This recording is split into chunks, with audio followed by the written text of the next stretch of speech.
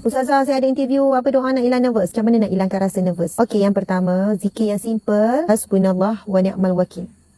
Hasbunallah wa ni'mal wakil.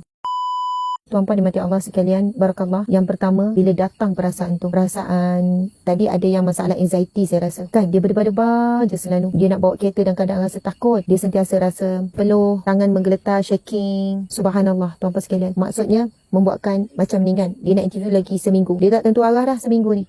Macam mana nak tenangkan diri? Pertama, saya kongsikan tu ayat yang paling simple. Ikut saya. Hasbunallah wa ni'mal wakil. Cukuplah Allah bagiku dan dialah sebaik-baik penolongku.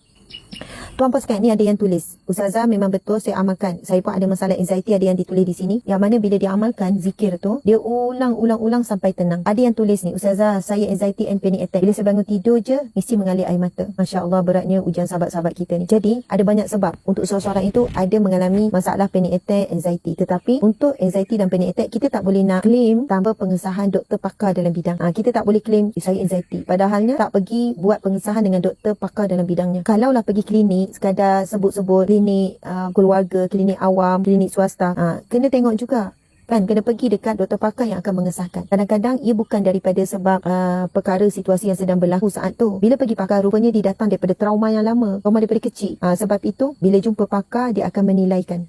Subhanallah.